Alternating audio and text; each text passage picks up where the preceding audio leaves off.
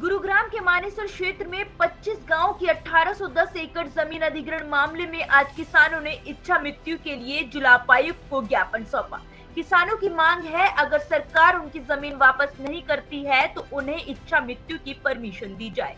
गुरुग्राम के लघु सचिवालय पर किसानों ने आज बड़ी संख्या में पैदल मार्च निकालते हुए उपायुक्त को ज्ञापन सौंपकर चेतावनी दी है कि यदि किसानों की मांगे पूरी नहीं होती तो वह इच्छा मृत्यु के लिए भी तैयार है।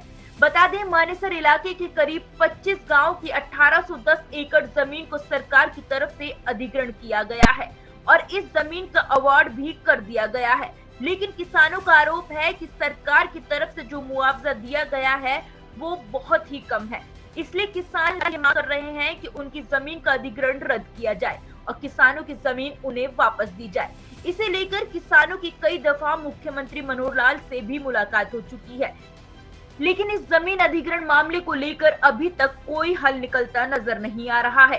हालांकि सरकार की तरफ से किसानों को प्लॉट आवंटित करने का सुझाव भी दिया गया है, लेकिन किसानों और सरकार के बीच सहमति बनती नजर नहीं आ रही है।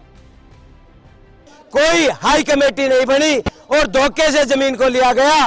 ये सरकार हमें पानी के अंदर जहर घोलकर मार दे। आज हम सभी यहाँ पर इच्छा मृत्यु, ये परिवार 1000 से ऊपर इच्छा मृत्यु परिवार अपना दाह करने के लिए आया हुआ है। हमें समय दे और हम नहीं अपनी जमीन देंगे। हमें 2-4 दिन में मारने की परमिशन दे, हम मरने को तैयार है। तो हमारी बेशकीमती जमीन है, उसको कौड़ियों के भाव खरीद करके और फिर उसको ज्यादा कीमत पे बेचना, यानी कि यहाँ पे ये 1100 रुपए एक गज जमीन को ले रहे हैं, जो 55 लाख रुपए की बात आती है, और वापिस किसानों को कह रहे हैं 20,000 रुपए गज में देंगे। कीमत मार्केट में उसकी 10 से 15 करोड़ रुपए है। या तो इनकी जो जमीन का अधिग्रहण है उस नोटिफिकेशन को रद्द कर दो, या जो मार्केट रेट है उसके ऊपर किसानों को मुआवजा दो, नहीं तो जमीन पर पैर किसी भी कीमत पर नहीं टेकने देंगे। ये हमारा इनके साथ समर्थन है जी।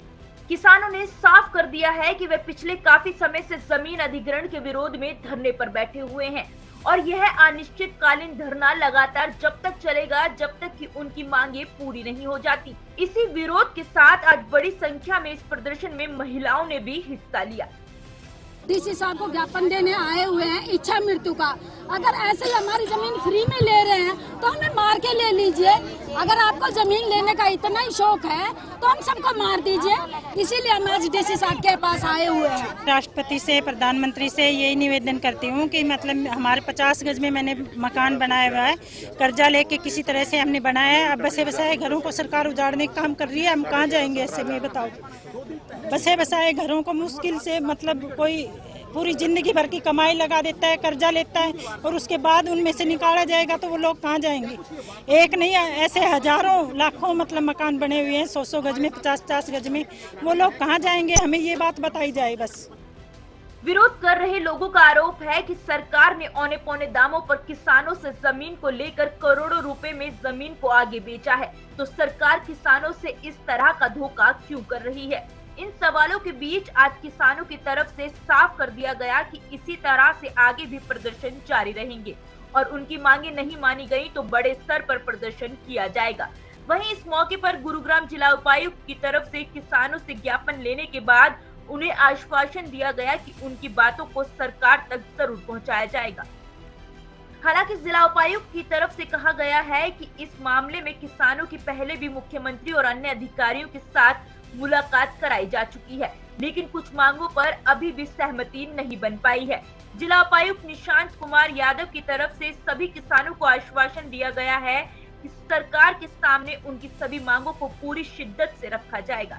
गुरुग्राम से वी न्यूज के लिए विजेंद्र कुमार की रिपोर्ट।